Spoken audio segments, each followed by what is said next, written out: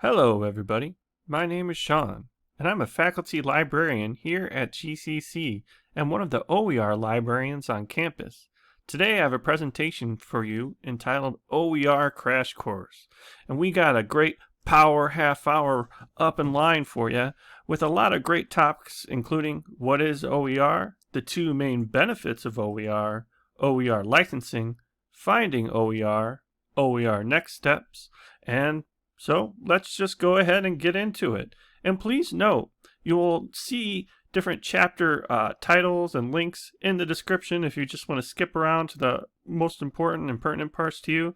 So be sure to check those out if you don't want to see the whole thing or want to recap on some lessons we already taught. Alright, so let's just get started. And we're going to start with that first question.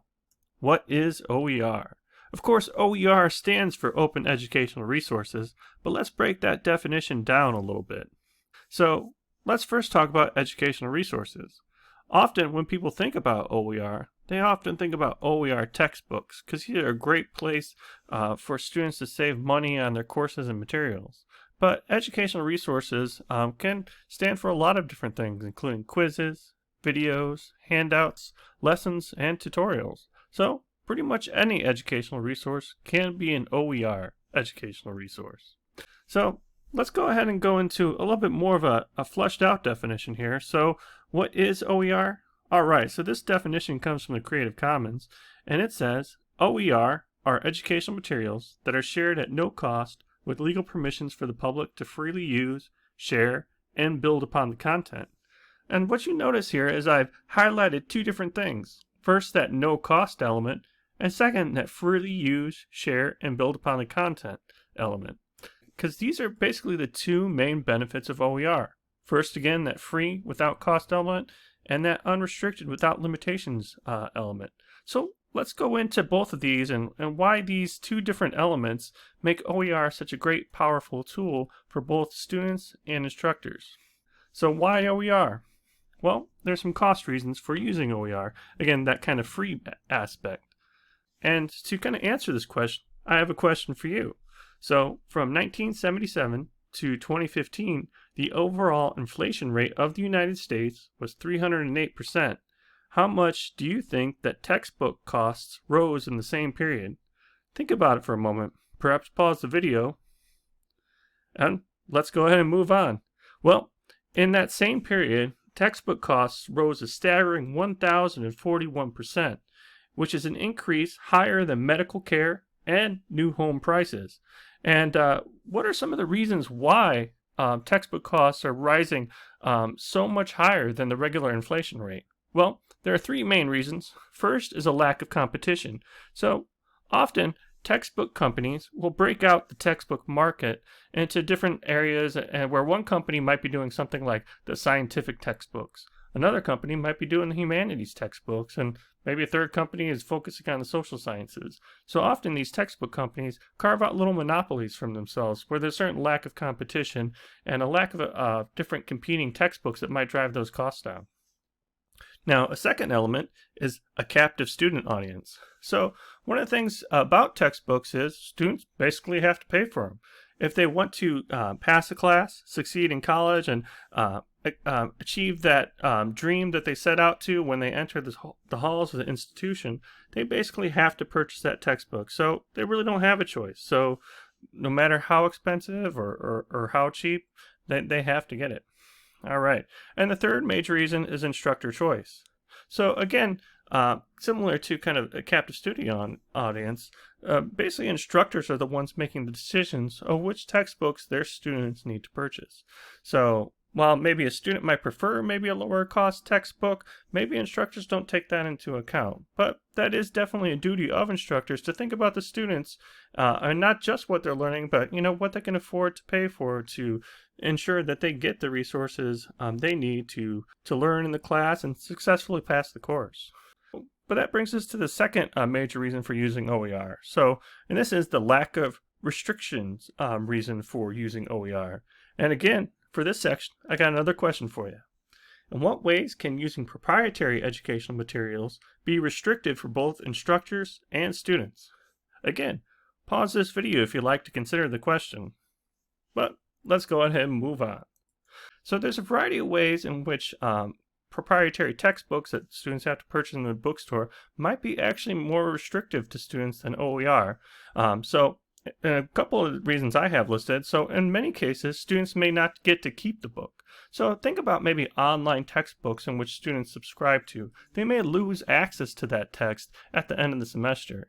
Similarly, many students to be able to afford their physical textbooks actually rent them from the bookstore and have to return them at the end of the semester. So many times the students that are paying so much money for these materials don't actually get to keep them at the end of the day. Now, a second reason is with print textbooks, you can't change the content of the book. Now, this might seem obvious, but when you get a physical textbook, you don't actually have the ability to change or alter the content of chapters or material. So you may or may not like, the way maybe a certain lesson is covered. OER frees you up a little bit and allows you to kind of change and alter the educational resource as you see fit. Now, and the third reason here too is often you can't make physical media accessible online even if you own it, and there's a variety of different copyright restrictions that you often have to worry about with proprietary textbooks. As a librarian, we have this issue pop up all the time. One good example is sometimes we'll actually get like physical videos and DVDs, and we want to be able to actually, allow students to see these, but we're not actually able to put them in online courses due to different copyright restrictions, even if we own that physical media. So sometimes with kind of these proprietary textbooks and materials, you are a little bit more restricted than you might be with an OER resource. So that being said, when we talk about these lack of restrictions, one of the good and the benefits of OER, we often talk about OER having 5 different benefits when it comes to this more open element. So what are those 5 R's of OER? A little bit of a tongue twister there. Well, the 5 R's are considerations you might have when considering OER, and these are different things that make OER more open. So first we got retain. So basically with OER, you actually get to keep a copy of the OER. So you can download that OER, you can own it forever, you can utilize it, and you don't actually have to return it and lose access to it at the end of the semester or pretty much ever. Second is the reuse element. So this allows you to use the OER in a variety of different formats. So you might have gotten the OER textbook online, but maybe you can print out some chapters, or maybe you can create a podcast of it. You can use it in a wide variety of different formats, and you can also use it multiple classes, and you don't have to worry about any restrictions there.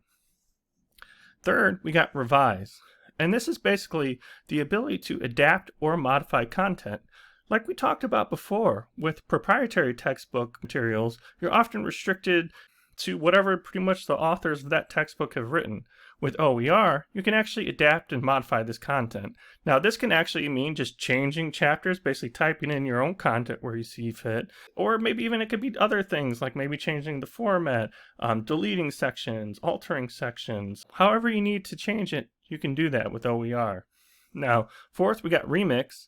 So one of the great parts about OER too is you're not actually stuck with one resource. You have a whole buffet of different OER materials you can choose from. Now, what this means is you can actually combine different OER work. So maybe take a chapter out of one OER textbook, take another chapter out of a different OER textbook, kind of combine and alter those as you see fit. And fifth and finally, we got redistribute. So what this basically means is if you're creating OER, if you're adapting OER, you can really pay this forward. And what that means is you can actually share your OER materials with the world, and others are going to be able to use these materials, use them in their classes, and benefit from the work and effort you put into these textbooks to make information more open, more free, and more affordable for students all over the globe. Now I want to talk just a little bit about a little bit of a difference between what we may call free materials and open materials, because there are certain items that may be free to students but not open. A couple examples of that include open access journal articles, ones with restrictive licenses where you might get a great, academic open access journal article online. can have your students, of course, read this for free, but it's not open in the sense that you can actually change the content in that article, revise it, or mix it with other articles. So that's where it's a little bit restrictive. Another example too is YouTube videos with more restrictive licenses. So oftentimes, again, you can share a great YouTube video with students, but you're not going to maybe alter it or splice that video and change maybe the content within it.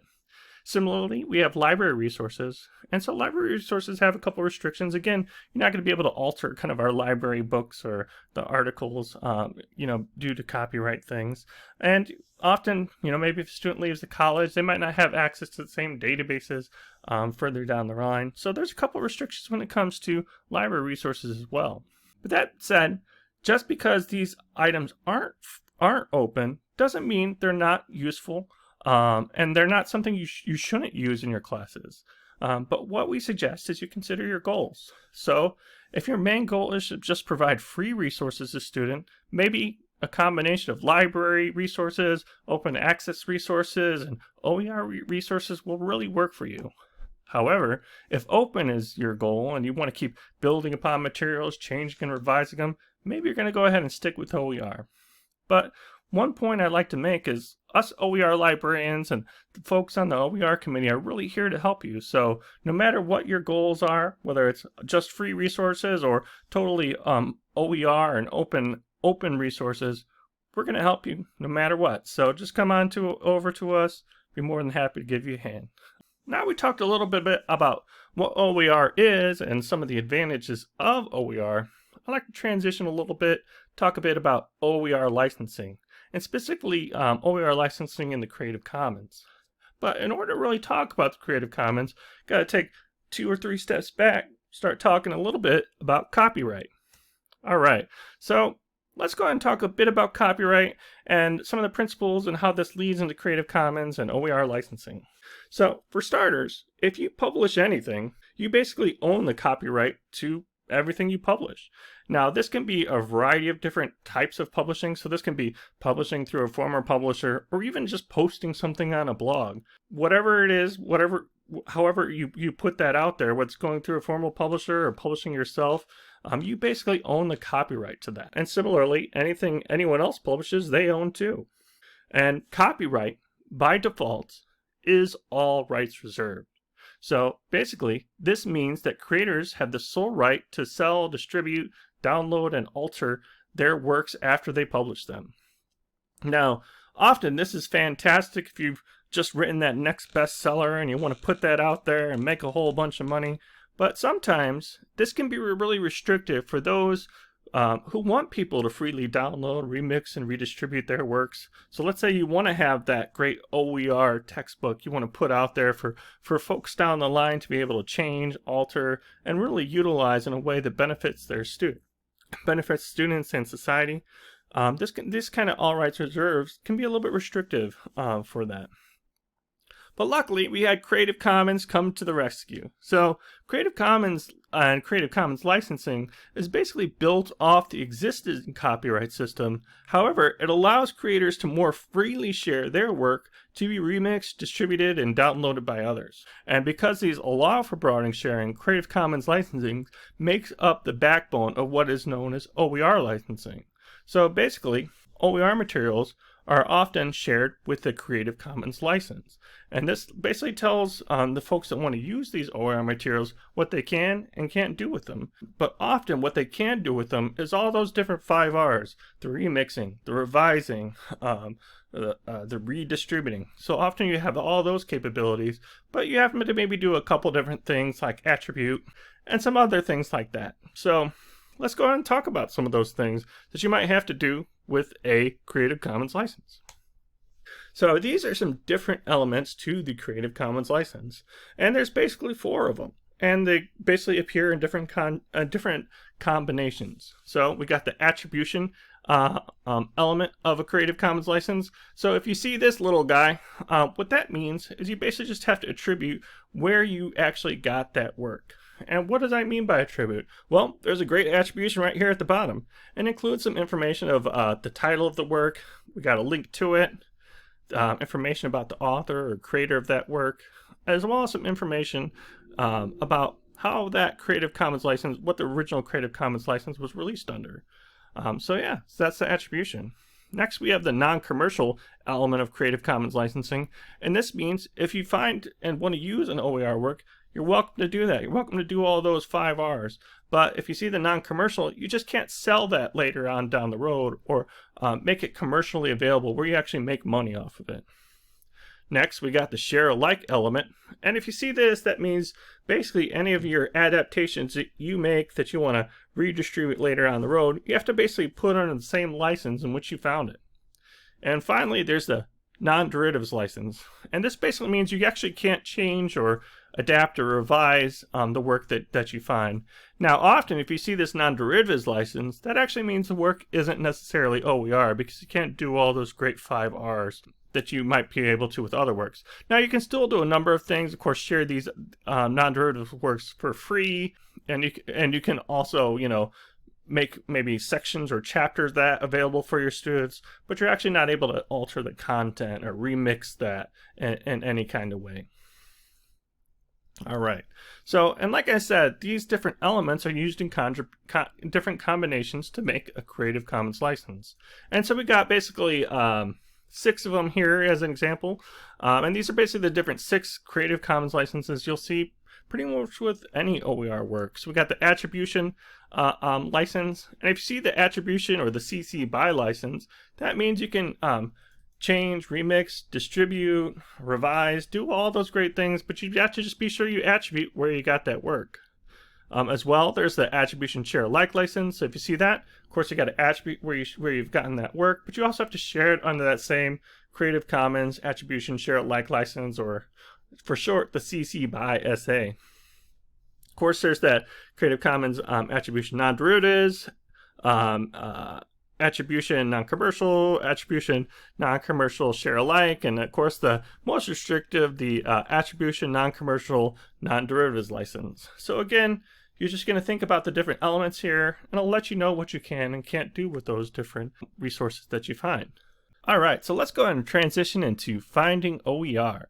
And I'm really excited to share some resources with you because I think there's a lot of great OER content on you that'll help you save money for your students and help you to kind of open up your information and coursework and materials to be a little bit less restrictive for both you on a pedagogical level and your students as they are able to kind of take advantage of and keep a lot of these resources down the road. So where do you find OER? It's a great question. Well, the first place I suggest going is the GCC OER guide, and you can see the link right here. And pause the video if you like, write that one down. It's also in the video description, but let's go ahead and move on. And so here we are, the GCC OER guide. All right, I hope you're as excited as I am right now. Okay, so a couple different things about this guide. For starters, we got this link right here on the home page of the GCC OER guide. And if you click on it, you can actually reach out to one of our OER librarians and get some help and assistance finding OER. And we can also answer questions about OER licensing, help you with all sorts of good stuff. If you ever have any OER questions, just go ahead and click on that form, send us an email, and we'll be happy to get back with you in a short amount of time. Beyond that, we have some other information here. So we got information on, the GCC OER committee. We got some information on getting started with OER, including some of those 5 R's and some of that content. We also have some information here on Creative Commons, some district resources here for you, how you can find OER classes via the Find a Class. But what we're really going to focus on today is this Find OER page. So I'm going to have you go ahead and click on that now. All right, and so this Find OER page has a lot of really great content on it. We have this information on open textbooks. We have information in the Pressbook's Power Play, which we're going to get to in a minute. Really excited to show you that. But also, towards the bottom here, we also have some OER textbook sources. So these different places where you could find textbooks that are OER that you can utilize in your courses to help students save money on classes, and again, create that open educational environment for your courses. All right, and there's a couple of great OER textbook sources here. We have OpenStax, Pressbook's Directory, Open Textbook Library, Milne open textbooks. And below that, we also have some sources for finding a variety of different OER materials. So these might include materials that are OER, but not necessarily an OER textbook. So again, if we remember, OER can be a lot of things: presentations, tutorials, flyers, videos. And so there's a lot of great places where you can find that content too. So we got the Mason OER Meta Finder, we got Oasis, the OER Commons, and all these again are great places to find not just OER textbooks, but a lot of different OER materials that you can utilize in your classroom. So we're going to look at just a few of these, and then we're going to also get to that Pressbook's Power Play. But yeah, let's go ahead and take a look at, I'm going to start with OpenStax. So I'm going to go ahead and click on OpenStax here. And OpenStax is one of my favorite OER sources because it's a peer-reviewed OER repository of all sorts of different textbooks. So basically we have all sorts of scholars and experts and professors developing these textbooks. They're peer-reviewing them. They're 100% free, openly licensed. So they're a great place to find a textbook that would be a high-quality, reviewed textbook that could really benefit your students. All right, and so you have a variety of subjects here. I like always just going to all here so I can see their full listing of different OER textbooks and lots of stuff to pick from. I'm going to go ahead and pick calculus because, you know, math is cool. Gotta love it. And so we have all these different calculus textbooks here, trigonometry textbooks, algebra. I'm going to just go and let's click on the algebra trigonometry one. All right. And then what I did when I clicked on that, I went directly to that textbook. So basically, this is a textbook you can actually just use in your course. And let me actually scroll down here. And one of the things you'll notice on this OER textbook, it has an Creative Commons license. And so this one is available via that Creative Commons attribution license. So as long as I attribute where I got this textbook, I can use it, you know, for free however I pretty much want. Just got to do that attribution. Now on this textbook here, I can also see the table of contents. And this gives us information on all sorts of different chapters here. And I'll just kind of open this one on real numbers. All right, and we have just like a great chapter of text here, all sorts of information about algebra and trigonometry. And what I can do from here is I can actually just utilize this content. I can copy and paste it into a Canvas page. I can reword it, change it around however I see fit, do all those different 5 R's with this great content I found here. Now, that being said, while that is awesome in of itself, there's actually even some tools with these different OpenStax textbooks to make our lives even easier than that. So I went ahead and started with book details here, but there's also this page called Instructor Resources. So what happens when I click on this? Well, there's a variety of things that pop up. So I have what's called a Canvas course cartridge. So I can actually download this Canvas course cartridge and then upload it into my Canvas class, basically, you know, adding all those chapters right into Canvas. So save me a lot of time, a lot of effort.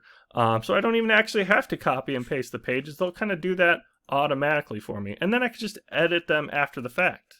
Now, in addition to kind of these Canvas course cartridges here, there's a couple other things here. We got an instructor getting started guide, transition guide, PowerPoint slides, and I would just have to log in with a free account to just access all that content. But yeah, fantastic resources and materials here that you can utilize for OER for your classes. Yeah, so again, OpenStax, fantastic resource, highly recommended, as I do all the other content here. But I do want to actually focus a little bit on this Pressbook's Power Play, because this is awesome in a word. What you probably noticed with OpenStax is we have, you know, a couple dozen different books, high quality in all sorts of different areas.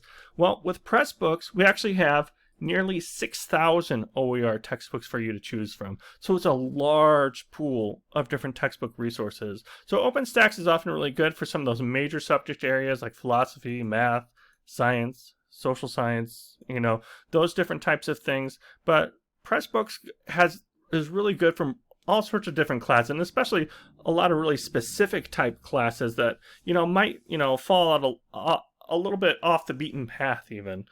So I often recommend Pressbooks directly as a great source for content. In addition to just being a great source for finding OER textbooks, there's also this Pressbook's Power Play I want to talk about. So basically what I mean by that, so Maricopa Community Colleges is subscribed to a resource called the Maricopa Open Digital Press. And what this does is it gives faculty the ability to create OER textbooks on their own and also copy any of the Pressbooks textbooks and create a personal copy for themselves and basically change it, alter it, and integrate it within their Canvas class. And this process is not really that difficult. And so within even 5 to 10 minutes, any Maricopa faculty, any GCC faculty can have a Pressbooks book, textbook in their Canvas class that they can edit, change, and do whatever they need to ensure their students are successful and saving money on their courses. So how does this Pressbook's Power Play work? So we got basically a 5-step process here for you to follow. So first we're going to find a Pressbooks from the Pressbooks directory. So let me open up that Pressbooks directory. All right, so let me go ahead and search for a book. So again, we got like 5,901 results to search from. I'm excited. Let's go in and do it. All right, and so I'm going to just type in philosophy here. I got to do some more deep thinking, so I think this will help. All right, so it takes a second here. So now we get all sorts of, philosophy books that pop up, all sorts of great content, all sorts of great philosophy resources to choose from. I'm going to go ahead and choose aesthetics. Sounds like a good branch of philosophy I don't know enough about. So I'm going to go and click on this one. Brings me right to that Pressbooks book. And it also, again, like before, the first thing we want to do when we go to any OER textbooks, check the licensing. And this one's available under that attribution license. So I can, revise it, redistribute it, change it, do whatever I want, as long as I'm sure to attribute that book when I do so. And I can click here to read the book. I can also go down to different chapters if I want. All sorts of great stuff. But if I go back to the instructions, let's go to step number 2. So all we got to do to kind of get this Pressbooks textbook is copy the URL of this Pressbook. So that's the second step. So let's go and do that. So we found this book we want. And I'm going to just copy this URL. All right. Okay, that heads to step number 3. So head on over to the Maricopa Open Digital Press and create your free account. All right, so I'm going to do that now.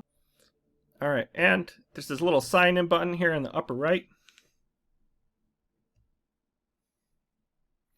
Now, I always suggest just doing this login using your MEID. I really recommend you do that, and I'm going to show you why, but definitely recommend using login and using your MEID. Now, since I'm already logged into my email, it's going to be a little bit easier. Okay, yeah, so this brings me to my own personal Maricopa Pressbooks page. Fantastic. And, so I copied that that URL from the Pressbooks page. Let's see what the next step is, because I already logged in. Now, I'm going to follow these directions to copy my Pressbooks into my Maricopa Open Digital Press account. So I already kind of know the other directions for steps 4 and 5, so I'm just going to show you just through this video. So the next step is we're going to click on this book that says Clone Book.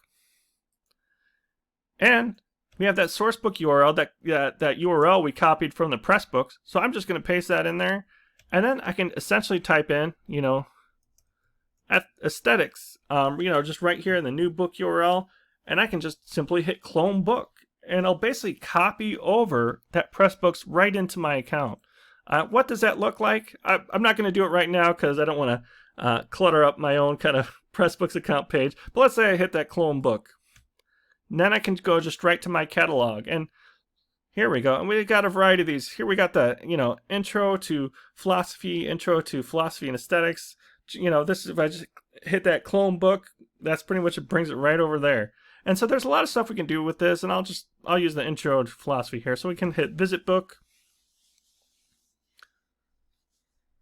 And I can visit that book, take a look at it. So this is my own personal copy of that book, remember? And also, if I click on, let's see here, I'm going to click on the origins of Western thought. What if I don't like this chapter? You know what? I'm going to change it. So I'm going to go ahead and click edit here. And I can actually just change that content so easily, just right here by, typing out new content here.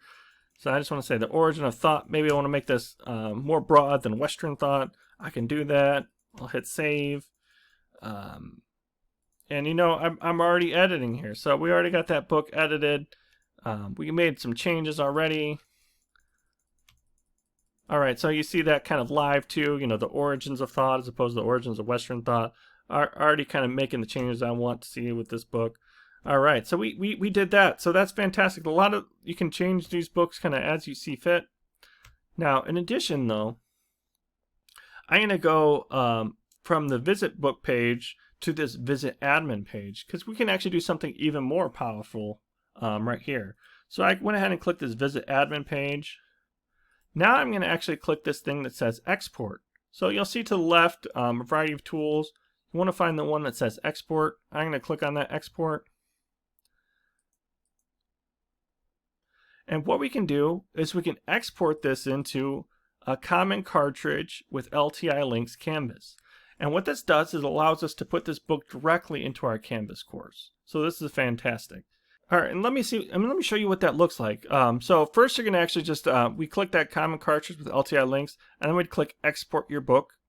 It should, you know, drop down, you know, right over here. And then you can just simply hit download to download that Canvas LTI link package.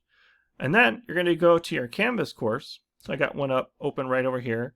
And then what you're going to do is you're going to basically say import existing content.